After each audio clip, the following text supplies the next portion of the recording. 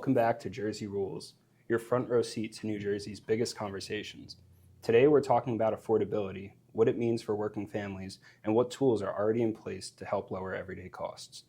Joining us today is someone who's made affordability the central focus of his time in Trenton, the longest-serving Speaker of the General Assembly in New Jersey history, Craig Coughlin. From property tax relief to utility assistance, expanded tax credits, and support for food insecure families, we'll walk through what's available, what deadlines are approaching, and tell you about the programs that will help you save money. And fair warning, this episode's packed with helpful info and key dates. So now's a good time to grab a pen and paper. Speaker, welcome to the show. Thanks, Nick. It's good to be here. Let's start with property tax relief, which is always top of mind for New Jersey residents. It is. It's a real opportunity for people to focus on some of the things that are going to help make their lives a little bit more affordable as we go forward. And we all know that property taxes are the number one issue year after year for people of New Jersey. And we've worked hard to create some programs to bring them some assistance. I think by now, a lot of folks at home are going to be familiar with Anchor. It's an expansive program, invest about $2 billion in that to help return some property tax money to both homeowners and renters as well. And of course, one of the longest standing programs we've had has been the Senior Freeze, which helps seniors by freezing their taxes, their property taxes, at a certain rate, along with provided they meet certain criteria, and we'll keep them frozen at that number. And it's recently been announced that just a couple of weeks ago that there's more than 125,000 qualifying seniors who can get their checks pretty soon. They're going out right away. Anchor applies to probably 2 million people, Nick. For the folks at home, that's a sizable number of you who will be eligible for that. And the new exciting program that we have that's about to come to fruition is something called Stay NJ, because we want you to stay in New Jersey. This applies to seniors only, folks over 65 years old. And it's designed to cut their property taxes in half. And that will be rolling out come January of 2026. And it's something that I think will have a profound and transformative effect on the state of New Jersey. You mentioned Stay NJ, which was just recently funded in the state budget. Mm-hmm. How does it feel to see that project come to fruition? Well, it's rewarding, Nick. We've worked hard at putting this program together. It's been around now. This is the third year we've accumulated funding in the budget over the course of time. The funding has remained in the budget over now, and we're going to see it come to fruition. Because as I said, I think it's a transformative program in a number of ways. First, for seniors who will hopefully get to stay in the communities that they help build, in the places they love, near the people that they care about the most, and lets the community benefit from all that seniors contribute. If you go to libraries, you may see the seniors volunteering. If you go to a historical society, they are engaged in their community. And of course, we all know the important role they play in childcare for young families. Grandparents taking care of their grandchildren eases that financial burden on their children. The other thing it does is I think it changes the way people who are not yet 65 years old, but who are starting to think about where they're going to retire. And while it's a bit of a myth that people are leaving the state of New Jersey, in fact, our population is growing. We're the only state in the region with a growing population. The truth of the matter is seniors are the folks who do leave, oftentimes because they can't afford to stay here anymore. So having them stick around is really beneficial to the state. And we've done everything we could now to put this in place and to make it simple for them. There's a form called the PAS-1. Most people think of it as the Blue Book. And we've now, one of the things that took some time to make sure we got it right is to have all of those three programs, which could on first blush seem like what the heck is going on here? There's a lot, right? There's Anchor, there's Senior Freeze, and now there's Stay. The good part is that we were able to put together a single application so that folks can fill it out and submit it to the state, and Treasury will figure out what's the best deal for you. It is possible, depending on when you join the Senior Freeze program, and if you couple that with your Anchor benefits, that may actually be a better deal. And so Treasury is going to do that to make sure that everybody gets the best possible return for the programs they're eligible. If they haven't gotten it, there's a number of things they can do. First of all, remember that the deadline is October 31st. So if you, as Nick had suggested at the outset, make sure you have your pencil and pen or paper handy. Here's one where you want to make sure you're going to do it. And I've killed a little more time so you could run and get that. October 31st, Halloween, is the deadline for filing. So there's time to do it, time to tell your friends, family, and other people who you think in the community would be benefited from it. I want to shift away for a moment from property taxes. Utility costs are rising right now. Yes. So I want to ask you, what's driving those hikes and what's being done about it? Well, the real driver is that we have more demand than we have for supply. And so that poses the challenge of a few things. First of all, we have to figure out how to make it more affordable for people immediately. We have to have an energy plan that's going to take us to the future and have a future plan that solves the problem. There's some impediments in that. One of them is something called the PJM. PJM, most people have probably never heard of. It is an organization with members from 13 different states, including New Jersey. That's what the J is for, in PJM, Pennsylvania, Maryland, and other states, and energy producers. The challenge is that PJM has too many things that, in my view, that are stacked against ratepayer. And so it's an organization who is supposed to be there to help us when we face challenges about having the need for supplying energy. And they do that, but they've done it in a way that I think poses problems for us. One of those things is that we have a number of projects, particularly solar projects, that are on the board, which they haven't considered, and so they're holding those off. But the fundamental challenge is how are we going to make, and a primary challenge right now is how do we make rates more affordable for people, right? Energy costs bear on the well-being of the people of New Jersey. We all want heat, and we all want air conditioning, but beyond that, it's also a health issue, right? Imagine sweltering in your house in the summertime or freezing in the wintertime. So, and there are particularly vulnerable populations that are adversely affected by that. So what we did with that's real priority for me, I know for the governor and for the Senate president as well. We found $430 million in aid, and you'll start to see that on your electric bills. There's no application, there's no form, there's no red tape. We wanted to get immediate assistance to people. Speaker, do you think you could let us know a little bit about what's being done legislatively as well? At the same time as this relief is going out, what are we doing in the legislature? One of the things that we have done, which I think has a real opportunity to be of assistance, is we've passed a bill to allow for greater community solar projects to take place in the state of New Jersey.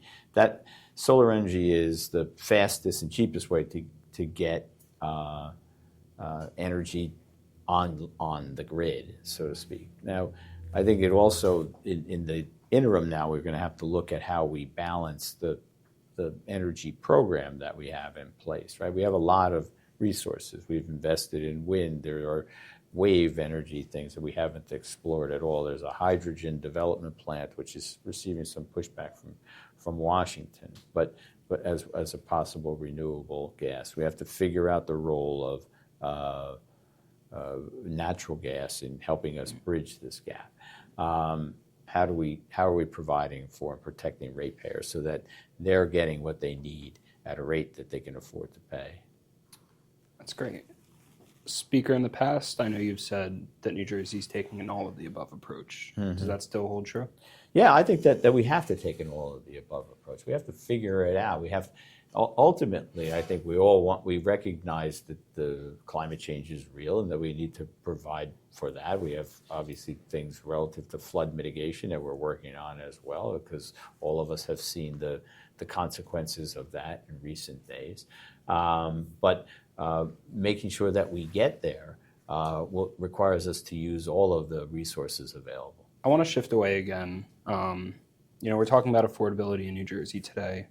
So I have to ask, what are some of the biggest affordability wins in your eyes that we've seen in recent years? We've done 24 tax cuts, I think, since 2018, since I had the privilege of serving as the speaker, which have crossed all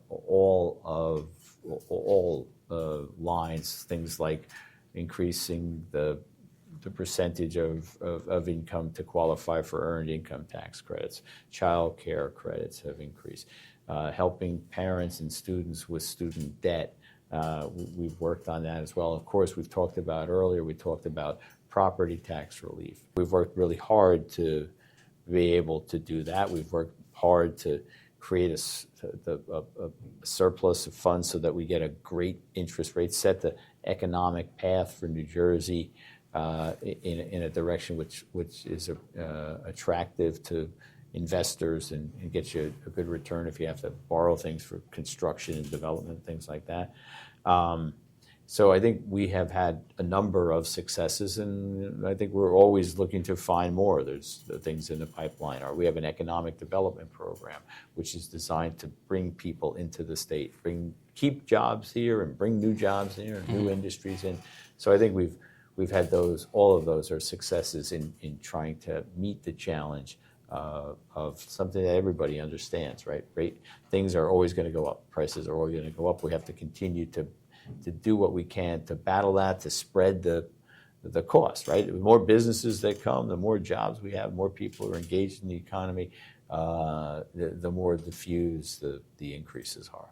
So often, I think when people are talking about property tax relief in New Jersey, we focus on those big three programs, Anchors, Senior Freeze, and Stay and J. Right. But you mentioned the municipal aid and how that helps people's bills at the end of the year. Can you speak a little bit more to that? Education is the biggest piece of everybody's property tax bill, right? Now, we ought to be proud of the return that we're getting on it. This year, New Jersey was ranked the best public education system in the country, and we're traditionally 1, 2, or 3. But we recognize that is something that particularly seniors pay. Education being an intergenerational gift, right? My grandparents helped pay for me. I'm helping to pay for my grandkids. But easing that burden on folks, letting them be able to stay in their home, making them be able to enjoy their time and provide the assistance to their families is something that is really meaningful. And so investing in returning funds to schools and to states and to making sure that they have the wherewithal to provide the incredible quality education that we have, it makes it better for the people of New Jersey in the whole. And so that's why I think that number is so important. It's a commitment to things that we value. It's a commitment to the future. I think that's what we ought to be doing, and that's why I think it's such an important number. Definitely, and I'm sure it has something to do with those number 1 ranked schools. Well, it does have a lot to do.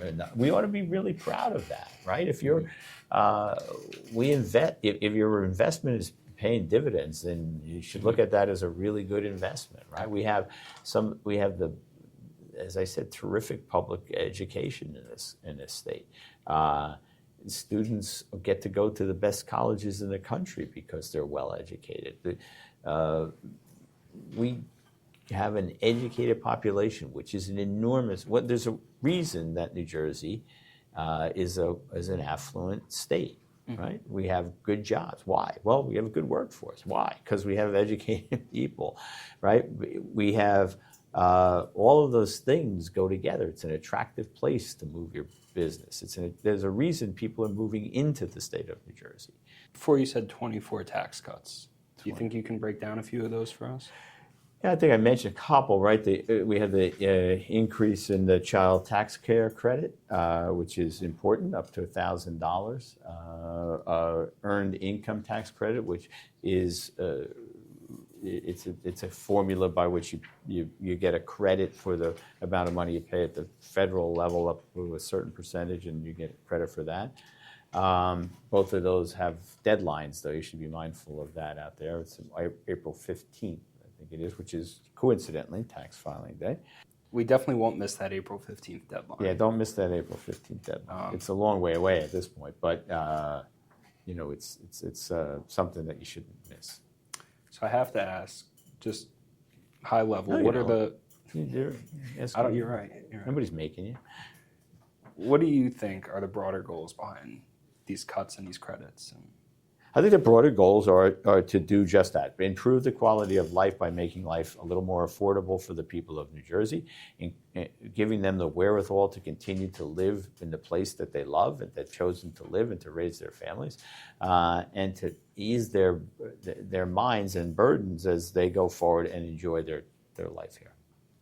I think that's something we can all get behind. I think we all get behind that, right? Seems like we ought to. Speaker, you've made fighting food insecurity the central focus of your time in Trenton. Are you still as motivated as the day it all began? Of course, because we can win this fight. We can win the fight against food insecurity because it's not for having a lack of food. We have food insecurity because we have a challenge in getting food to hungry people. And we can win this fight. So there's never a time to ever be less enthusiastic about it. There's never a time. I think of it more of a moral function than a governmental function, right? We ought to care about people being hungry. If for no other reason, then selfishly we're all better off if people are well fed. Students perform better. People get to engage in the fullness of the community and the fullness of take advantage of all of their talents. Mm-hmm. So we all ought to be engaged in this. And it's something that candidly people are. Well, I definitely share your enthusiasm. Thanks. In Washington right now, we're seeing attempts to cut SNAP, even as need remains high. Yeah. How has New Jersey responded? By standing up for what we value. New Jersey stepped up and made sure that the minimum SNAP benefit remained at the highest level it's ever been, and still to today has done this. We're committed to responding to meeting the needs of people. We're the only state in the nation that has a food insecurity advocate. We invested in grants and ways of making sure that food pantries and food banks have more trucking capabilities. I never thought when I started talking about food insecurity I'd be worried about trucks and refrigeration, but the truth of the matter is they're essential to the success of getting the food to hungry people and making sure that they're getting the kind of food that really makes an impact on people, right? Mm-hmm. Getting proteins and produce to people is healthier and better, and so having them at a place where people can go and have access to them is better. As we move forward, what would you say is your message to New Jersey families trying to keep up with rising costs? You're not alone. You have folks who you've elected to office who are there to try to help you in meeting the challenges that you face and easing some of the burdens that you have. We're always looking for ways to make things more affordable in New Jersey. We're always looking for ways to provide more assistance, either through new programs or by expanding existing programs to the people of New Jersey. And we're committed to continuing to do that so that the people of New Jersey get to live and enjoy living in the greatest state in the nation. Speaker Coughlin, thank you for joining us today, and thank you for your continued leadership putting affordability front and center in New Jersey. Until next time, this has been Jersey Rules.